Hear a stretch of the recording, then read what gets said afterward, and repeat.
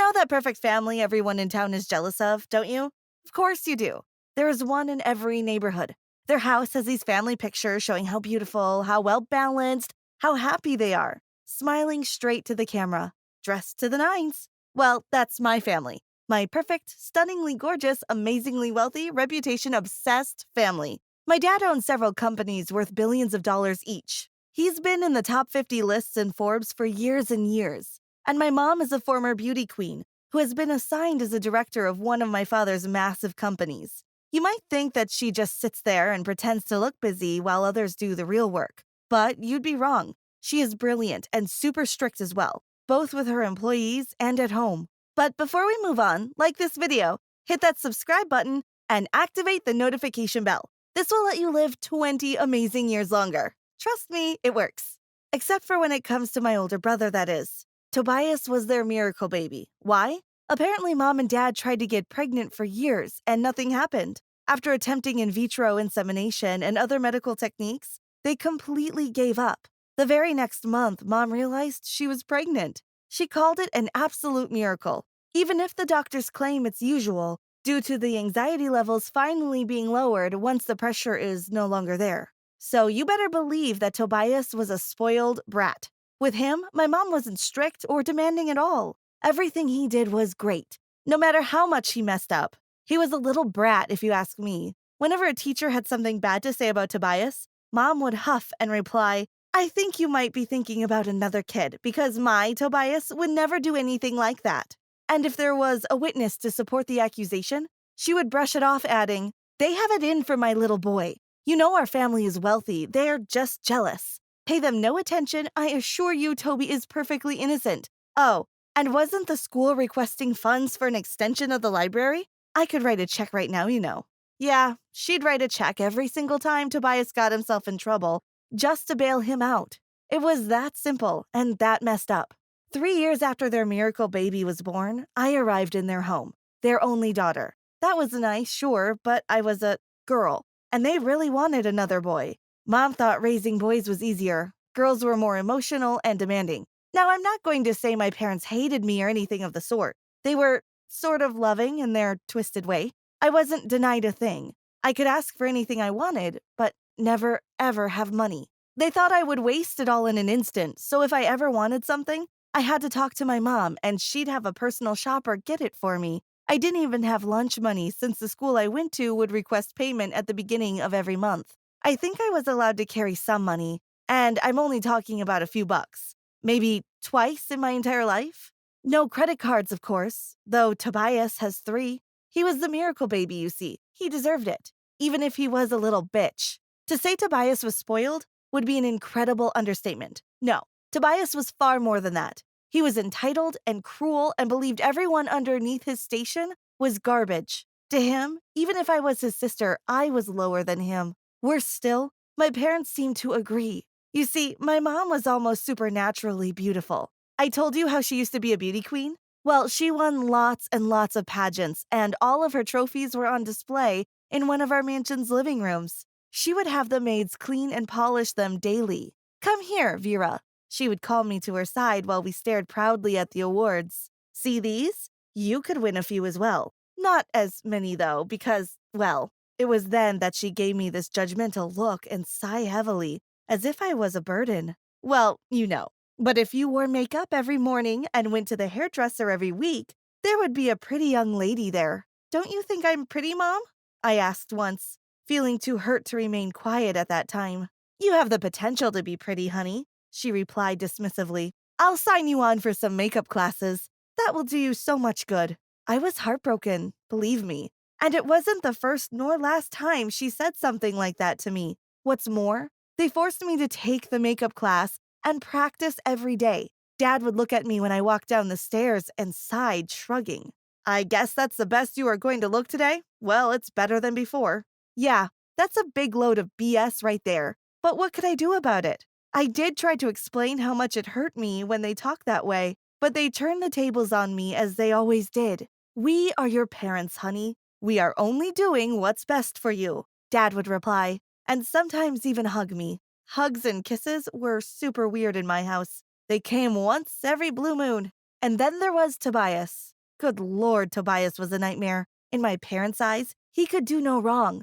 They never even believed he could be lying. So if Tobias said something, it was immediately considered the truth.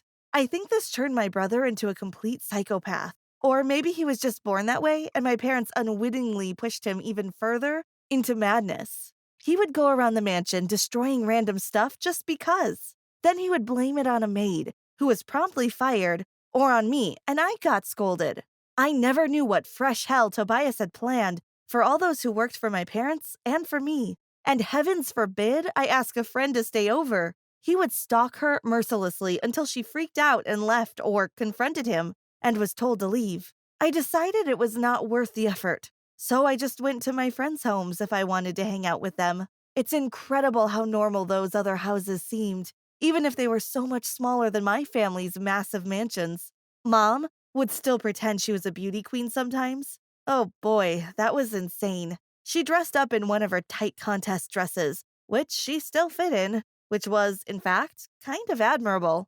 Then she'd put on a crown and walk elegantly around the house, waving and smiling like a Barbie doll. I had to clap at her when she walked by, or she'd get terribly grumpy after her little game was over.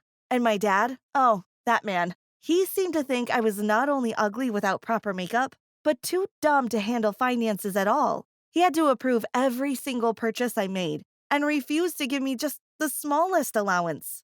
I lived in luxury, yes, but my every purchase was analyzed, judged, and then delivered to me if deemed appropriate. I felt judged every step of the way, and it was eating away at my confidence. Though I lived in luxury, I would have rather spent my time in a tiny house without any incredible furniture and comforts, all to escape the chaos my family was. Because my mom and dad weren't just mean to me, they were mean to each other. Dad would tell mom that once upon a time she was beautiful, but, well, let me tell you his exact words. Look at you now, Agatha. You are a washout. If you weren't smart and could help me with my company, I'd find a new model in a second. And my mom, with her usual snark, would immediately snap back. Oh, that's okay, dear, because when you get too old to even go to work, I'll find myself a nice little toy boy and keep half of everything you own. Then they would laugh bitterly as if it was some sort of joke, when we all knew they were deadly serious. At 17, I simply couldn't take it any longer. Yes, I knew in a year I'd be free, but I couldn't wait that long. So I did something incredibly foolish. I never had any money on me, as I explained, but knew where the family's emergency fund was kept at our mansion. So one night while my parents and insane brother slept, I slipped into the safe. Oh yes, it wasn't just a tiny one. It was a big walk-in safe, big enough to be a room. I snuck it all inside a traveling bag. Well, not all, just the bills, because there were also jewels, gold ingots, and other heavy stuff. I needed to travel light. I couldn't believe this is what my parents considered to be an emergency fund. What kind of emergency fund would require millions of dollars to be stuck inside the mansion in currencies, gold, and jewels? In the dead of the night, I escaped my home. I never wanted to go back. So I bought a one-way ticket to the furthest place from our town I could get that very night. It wouldn't be enough, but then I could take another bus and another until I was on the other side of the country and far from those insane folks. Now, my plan didn't work. It was never meant to work because I forgot an important factor. My dad's private security guards. They didn't just stand around the mansion's grounds as I have previously believed. They had many other tasks assigned to them. And apparently, Dad wanted me back at once. It took them less than half a day to find me and drag me back home. My dad was furious. For a moment, I thought he truly did care and he was just worried about me. But I had no such luck. Do you know what he said to me? This would have ruined our family's reputation having a runaway daughter. Imagine what the neighbors will say, you ungrateful brat. I couldn't believe it. He wasn't worried about me and didn't even ask me why I had felt the need to escape their side. Instead, all he cared about was his reputation. Mom and Dad locked me up in my room without any TV or cell phones allowed. The maids brought dinner and then removed the tray. I was locked up in a very pretty cell.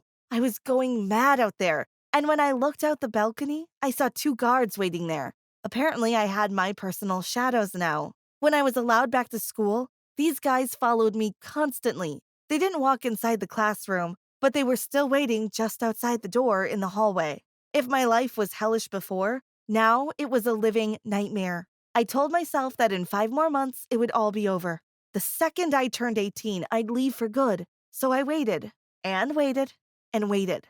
On my 18th birthday, Dad asked to talk to me. I met him in his massive study. He offered me a ridiculously massive amount of money if I stayed home for 1 more year, and to fully pay my tuition once I went off to college, if I promised to talk nicely about them to others and come back home for dinner every Friday. He wanted to keep up appearances of the close-knit family. Well, screw that. No, Dad, I will make my own way in life, I replied, and he looked shocked. I don't want your money. And with that, I left. The guards couldn't stop me that time. I've never felt freer. I'll admit that I did have to struggle to get a job and earn a scholarship, but it was all worth it. I've never been happier, and I haven't spoken to my family in 3 whole years. It really feels like heaven. Thank you for watching. What's the worst thing your family has ever done to you? Let us know in the comments. Don't forget to subscribe and check out other videos on the channel.